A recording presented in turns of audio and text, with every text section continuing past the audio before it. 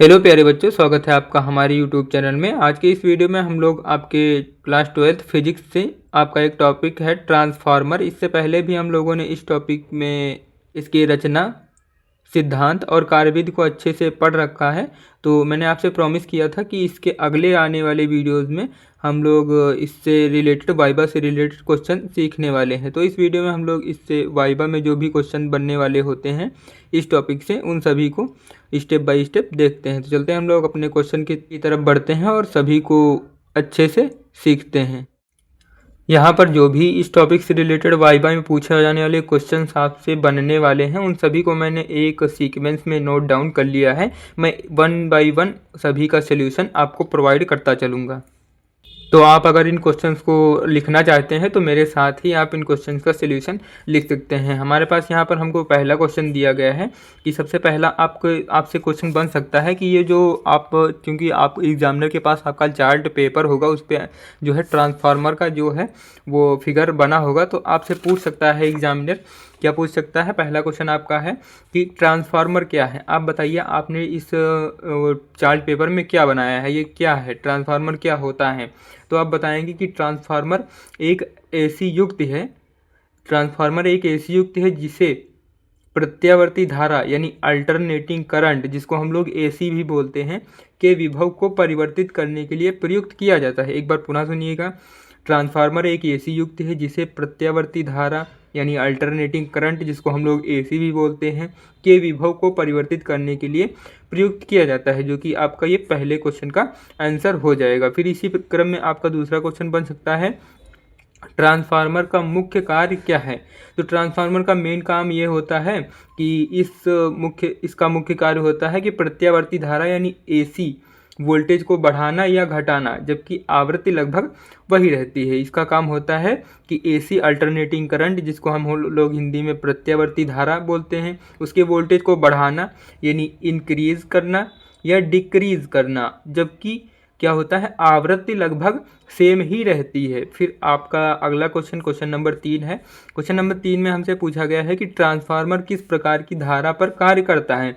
जैसा कि हम लोगों ने पिछले दो क्वेश्चंस में अभी देखा कि हम बात की गई है एसी की यानी अल्टरनेटिंग करंट की, प्रत्यावर्ती धारा की। तो आप बता सकते हैं क्वेश्चन नंबर 3 में कि ट्रांसफार्मर केवल प्रत्यावर्ती धारा यानी एसी धारा पर कार्य करता है, जो कि आपका क्वेश्चन नंबर 3 का सलूशन हो जाएगा। फिर इसी क्रम में आपका चौथा क्वेश्चन है कि ट्रांसफार्मर किस सिद्धांत पर कार्य करता है। तो इस क्वेश्चन का आंसर हो जाएगा कि ट्रांसफार्मर जो है वो अन्योन्य प्रेरण के सिद्धांत पर कार्य करता है। अन्योन्य प्रेरण क्या होता है, इसको भी आपको जानना चाहिए कि जो ट्रांसफार्मर होता है वो अन्योन्य प्रेरण के सिद्धांत पर कार्य करता है। आप एग्जामिनर को बताएंगे इसका आंसर। अगर आपसे एग्जामिनर ने इस क्वेश्चन को किया तो आपसे वहीं पर एक नया क्वेश्चन बन सकता है कि ये अन्योन्य प्रेरण पर कार्य करता है, तो आप बताइए अन्योन्य प्रेरण क्या होता है।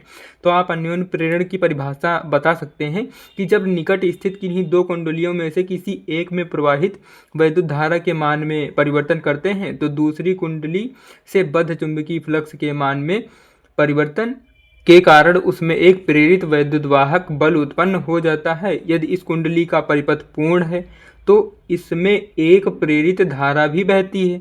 यह घटना जो होती है वो अन्योन्य प्रेरण कहलाती है। तो आप एक बार पुनः सुनिएगा। बहुत ही सिंपल सी डिफिनेशन है, आपको थोड़ा सा इसमें गौर करना है और आपको तुरंत ही याद हो जाएगी। एक बार मेरे साथ पुनः आप इसको दोहराइएगा कि जब निकट स्थित यानी जब निकट स्थित पास स्थित, जैसे कि आप यहाँ पर देख रहे हैं, जब निकट स्थित एक ये कुंडली, दूसरी ये कुंडली, जब निकट स्थित दो कुंडलियों में से किसी एक में प्रवाहित वैद्युत धारा के मान में परिवर्तन करते हैं तो दूसरी कुंडली से बद्ध चुंबकीय फ्लक्स के मान में परिवर्तन के कारण एक प्रेरित वैद्युत वाहक बल उत्पन्न हो जाता है। यदि इस कुंडली का परिपथ पूर्ण है तो इसमें एक प्रेरित वैद्युत धारा भी बहती है और यह घटना जो होती है वो अन्योन्य प्रेरण कहलाती है। तो इस प्रकार से आपका पांचवा क्वेश्चन जो था अन्योन्य प्रेरण था, जो कि मैंने इसकी रेफरेंस से बताया कि ट्रांसफार्मर किस सिद्धांत पर कार्य करता है, जो कि अन्योन्य प्रेरण पर कार्य करता है। तो आपसे अगला क्वेश्चन बन सकता था अन्योन्य प्रेरण क्या है, तो इसकी डिफिनेशन में भी मैंने बता दिया। फिर क्वेश्चन नंबर 6 आपसे है पूछ सकता है एग्जामिनर कि ट्रांसफार्मर के मुख्य भाग कौन कौन से हैं। तो जैसा कि आपने यहाँ पर फिगर में बना रखा होगा चार्ट पेपर में कि ट्रांसफार्मर में जो होती है वो लोहे की करोड़ होती है। जो आप ये पट्टियाँ देख रहे हैं ये लोहे की करोड़ की होती हैं और इसमें एक प्राइमरी वाइंडिंग यानी प्राथमिक कुंडली होती है और द्वितीयक कुंडली होती है। बस और भी इसमें जो इंस्ट्रूमेंट्स आप बताना चाहें वो बता सकते हैं। जैसा कि ट्रांसफार्मर आपको इस तरफ दिख रहा है और इसमें तेल भी भरा जाता है जो कि इसकी ऊष्मा को नियंत्रित करता है। जो आप इस प्रकार ट्रांसफार्मर में देख सकते हैं ये जो पत्तियां लगी होती हैं तो इन पत्तियों के भीतर तेल भरा होता है और ये इनकी बीच में गैपिंग होती है। जैसा कि आपने चित्र में देखा होगा कि इन पत्तियों के बीच में गैपिंग रखी होगी ताकि इनसे बीच में वायु इधर उधर जाती रहे ताकि ये पत्तियां ठंडी रहें और तेल उसी वातावरण में ठंडा बना रहे। तो इसी क्रम में आपका ये क्वेश्चन नंबर 6 हो जाएगा कि ट्रांसफार्मर के मुख्य भाग कौन कौन से हैं जो कि मैंने अभी आपको बताया। तो आप ये बता सकते हैं। फिर क्वेश्चन नंबर 7 आपसे पूछा जा सकता है कि क्रोड किस पदार्थ की बनी होती है और क्यों। क्रोड जो होती है वो किस पदार्थ की बनी होती है और क्यों। ये क्वेश्चन बहुत ही इंपॉर्टेंट है तो इसको आप याद रखिएगा क्योंकि सारा काम इसमें क्रोड का ही है। तो एग्जामिनर आपसे ये क्वेश्चन कर सकता है। तो इसका आंसर आप बताएंगे कि क्रोड जो होती है वो सिलिकॉन स्टील की लेमिनेटेड चादरों से बनी होती है। क्या होता है कि सिलिकॉन स्टील की लेमिनेटेड चादरों से बनी होती है ताकि चुंबकीय गुण अच्छे रहें और लौह हानियाँ जो हैं वो कम हो सकें, इसलिए हम इसको बनाते हैं। जिसका ये क्यों का आंसर जो हो जाएगा वो हो जाएगा क्योंकि चुंबकीय गुण अच्छे रहें और लौह हानियाँ कम हो। फिर इसी क्रम में क्वेश्चन नंबर 8 आपका हो जाएगा कि क्रोड को पटलित क्यों रखा जाता है। तो क्रोड को पटलित रखने का एक मुख्य कारण है कि इसमें जो है भंवर धाराएं कम उत्पन्न हो, इसलिए इसको पटलित रखा जाता है। ये भी बहुत ही इंपॉर्टेंट क्वेश्चन है, आपसे एग्जामिनर कर सकता है। इसी क्रम में क्वेश्चन नंबर 9 है कि प्राथमिक और द्वितीय कुंडली के बारे में बताइए। तो आपका इस क्वेश्चन का आंसर हो जाएगा कि आप बता सकते हैं कि जो प्राथमिक कुंडली होती है वो अधिक तार के फेरों की संख्या से बनी होती है, जबकि जो द्वितीयक कुंडली होती है वो कम तार के फेरों की संख्या से बनी होती है। जैसा कि आप चित्र में देख सकते हैं जो प्राथमिक कुंडली है उसमें अधिक तार के फेरों की संख्या जो है वो लिपटे हुए हैं, जबकि जो द्वितीयक कुंडली है उसमें कम तार के फेरों की संख्या आपको दिखाई दे रही होगी। फिर इसी क्रम में आपका अगला क्वेश्चन नंबर 10 आ जाता है जो कि आपको दिया गया है कि ट्रांसफार्मर में तेल का उपयोग क्यों किया जाता है। तो आप सबसे मुख्य कारण अभी मैंने आपको बताया था कि ऊष्मा को नियंत्रित करने के लिए, तो आप वही बता सकते हैं कि ट्रांसफार्मर में चुंबकन व विचुंबकन के दौरान उत्पन्न ऊर्जा को कम करने के लिए या फिर आप कह सकते हैं अवशोषित करने के लिए किया जा सकता है। यानी कहने का मतलब यह है कि जब ट्रांसफार्मर में चुंबकन यानी चुंबकन होता है और विचुंबकन होता है तब उसके दौरान जो ऊर्जा उत्पन्न होती है उसको कम करने के लिए या फिर उस ऊर्जा को अवशोषित यानी उसको बहुत ही कम करने के लिए उपयोग किया जाता है जो कि तेल का। फिर इसी क्रम में क्वेश्चन नंबर 11 है कि ट्रांसफार्मर के प्रकार बताइए, यानी ट्रांसफार्मर कितने प्रकार के होते हैं। तो आप देख सकते हैं यहाँ पर चित्र में कितने प्रकार के ट्रांसफार्मर दिखाए गए हैं। पहला है ए जो कि अपचाई ट्रांसफार्मर होता है, दूसरा है बी जो कि उच्चाई ट्रांसफार्मर होता है। तो इनके बारे में भी हम लोग जानेंगे अभी कि अपचाई ट्रांसफार्मर क्या होता है और उच्चाई ट्रांसफार्मर क्या होता है। आपको बस इनके जो टाइप्स हैं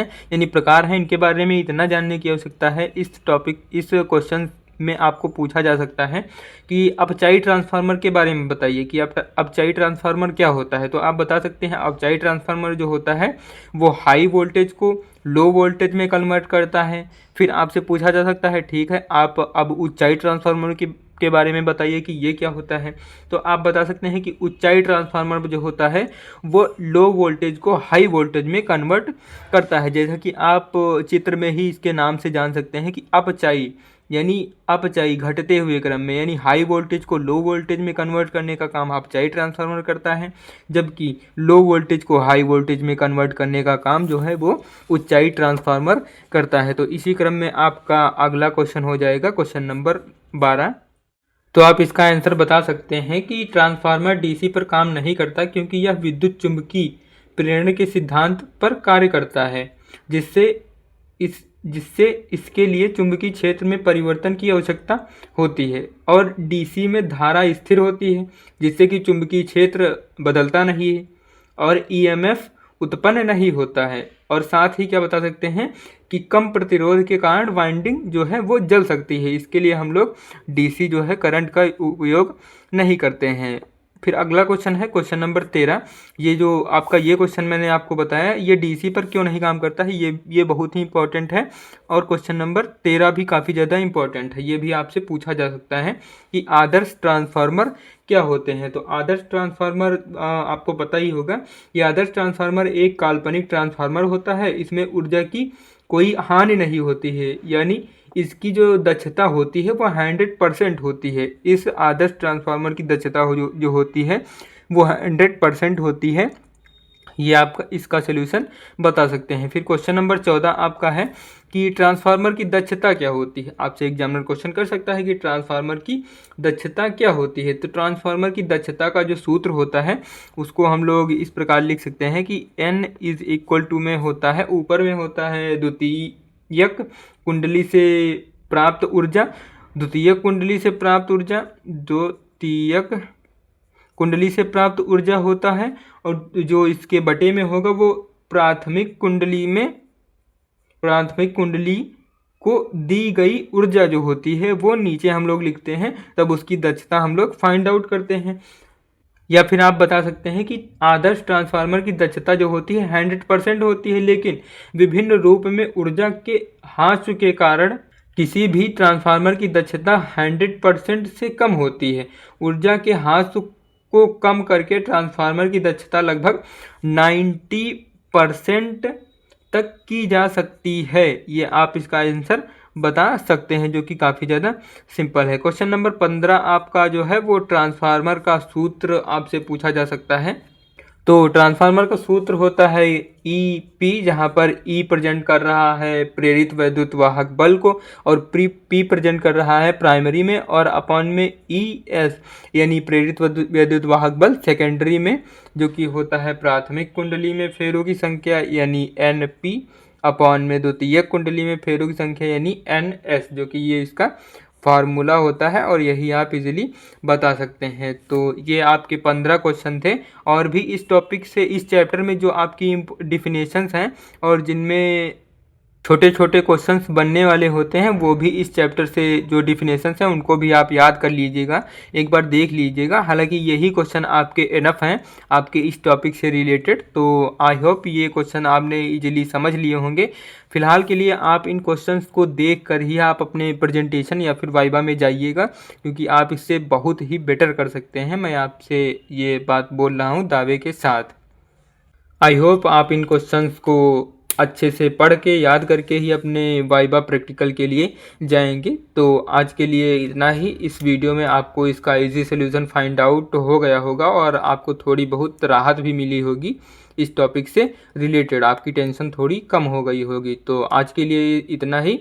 मिलते हैं किसी नेक्स्ट वीडियो में बहुत ही इंपॉर्टेंट क्वेश्चन या फिर टॉपिक के साथ। तब तक के लिए जय हिंद।